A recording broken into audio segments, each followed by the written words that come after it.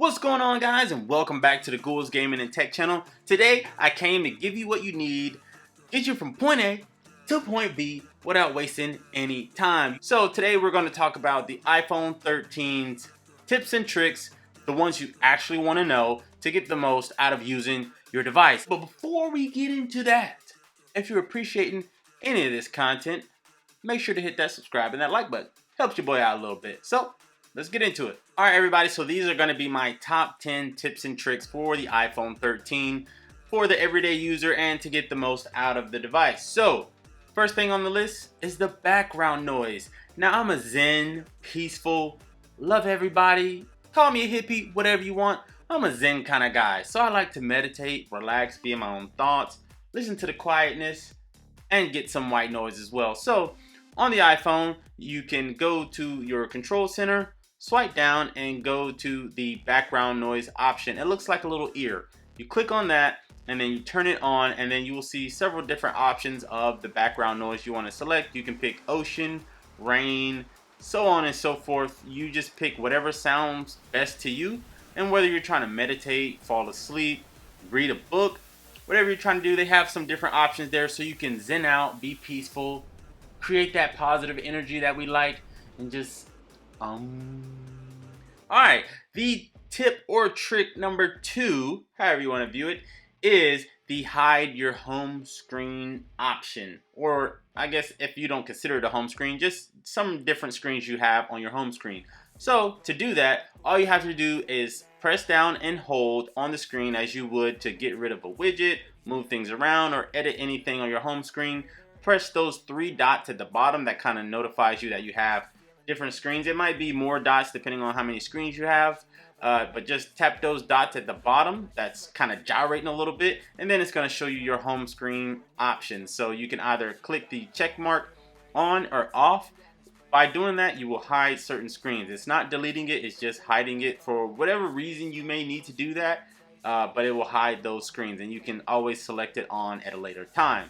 Alright, the tip number 3 is your tapping to undo, or I guess swiping to undo your text. You can do it in notes, messaging, email, whatever the case is, but Apple added a feature that with just these 3 fingers, you can undo or erase that bad tweet you might think about putting out, or that crazy DM you were gonna send, or you were just, emotional or raging, or whatever the case is.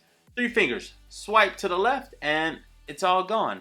I find this feature very useful instead of holding that backwards X button until it deletes everything. Or you can also select everything you want to delete and then mass delete it. But if you want to do something really quick, anything that you recently typed, just use your 3 fingers, swipe to the left, and it's gone. Alright, tip and trick number 4 is you can document scan in the notes. Now, I previously had Samsung phones, which was awesome. The camera in the Samsung phone automatically had a document scan feature in it. But the iPhone has that feature as well.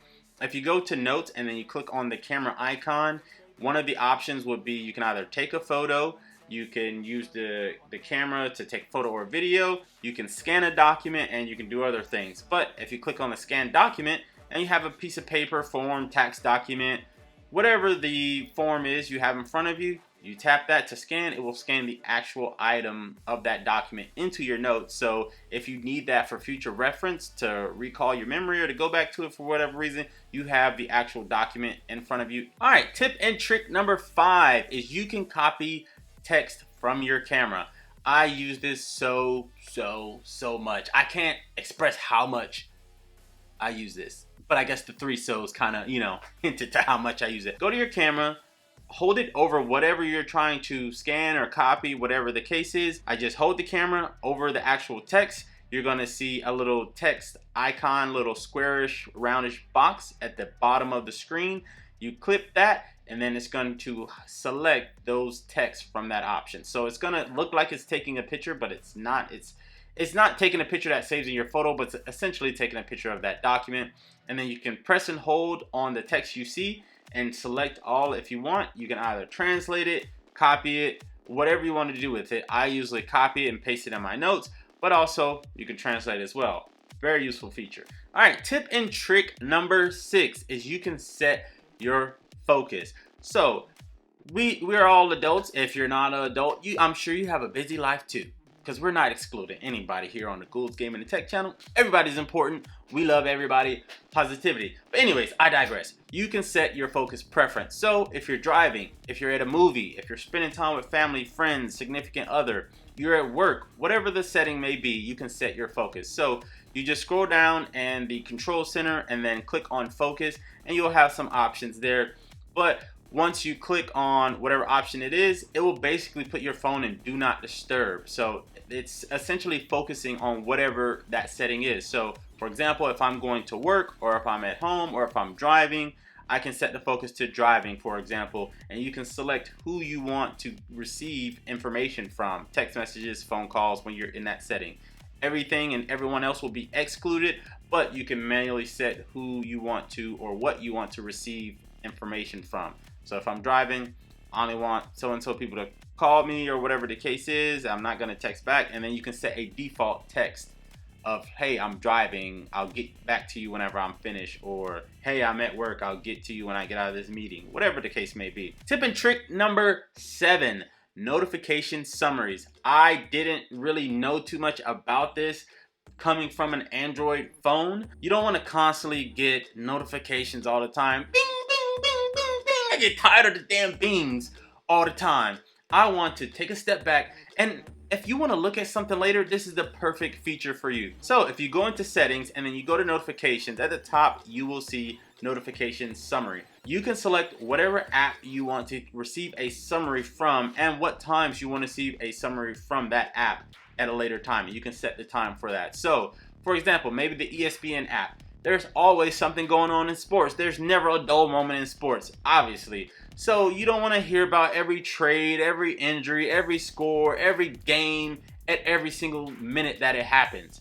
I preferably like a summary of these incidents at a later time. So I definitely set ESPN to give me a notification summary. At those set times that I set it to give me a summary, it'll show me everything in a nice little format saying, hey, you want to look at this now? This is what you missed. This is what's been going on today. Number 8 on the tips and tricks list for me is definitely the translate feature. Now you can go to any article, say you're on the news app on your iPhone, or you're looking at news, or you got a document that is in Spanish, Portuguese, Chinese, whatever, Japanese. You want to translate that to English or whatever language you see fit. So if you go to an article, you're reading something online and it's a different language, you press and hold and select whatever text you want to translate. And then if you scroll to the right of your pop-up options, it will say translate. Now it will convert it from whatever language it is to whatever language you want it to be. And I think this is a great feature. It definitely allows you to expand your horizons, you know, cultivate yourself and kind of learn some more things. But if you want to, it's also good for if you want to learn a new language. I'm trying to learn some more Spanish, so I will use this feature a lot. If I want to convert something from English to Spanish, I'm like, you know, how do you say this word in Spanish? Easily. Select that option, click translate, it shows me what it is, and boom, I'm diversifying myself, baby. Alright, my tip and trick number 9. You can style your photos with default filters. You can set your preference prior to taking a picture. It's kind of sweet to have this feature. You can select a photo or go to your photo option, and it also works on videos as well, and then you can select a default feature that it will record that picture or video in. You have vibrant, standard, cool, warm, so on and so forth. So if you like a particular look of a certain filter, you can make all your photos and videos just the same. And also you can change this feature after you take the photo or video. So this is really good. You know, I'm a YouTuber, obviously I'm taking video, and sometimes I shoot stuff on my phone, so I use this feature a lot. Definitely one to keep in the stash. Alright, and my tip and trick number 10 is cinematic mode. Cinematic mode itself isn't a tip or trick, but it's the fact that you can edit those cinematic features after you take the video. So take a video of whatever you want to do. If you for some reason got your frames per second or your focus wrong when you were taking the video, the editing that you can do after that is what I would value the most in that actual feature, because sometimes you're using cinematic mode, it's moving the focus of what you want it to focus on, really, because the camera is so dynamic. It's trying to realize what you're doing and realize what you want it to focus on. So for some reason, if it messed up in some part of your video, you can go back, even on your phone. You don't even have to do it on a MacBook, but the MacBook is compatible with it as well. You can go back, scroll through your time frame on your actual video, and it will show you what the camera was focusing on at that particular time in the video. So you can double tap on what you wanted to refocus on. So if it missed your face, or in my case, gets this guy back here sometimes, you can go back into that setting and change what you want it to focus on. You can change the filter, exposure, all that stuff, and also, like I said, the focus mainly. That's the main thing, is the focus. Alright, so that's it, guys. That's gonna be my top 10 tips and tricks for the iPhone 13. Now, these are the most important ones to me, at least, and I think for some of you as well, from what you guys have been expressing to me and showing what you're interested in. I think these will, if you're incorporating these correctly, these will definitely expand your experience with that iPhone in particular. So take it for what it is. I think these are awesome.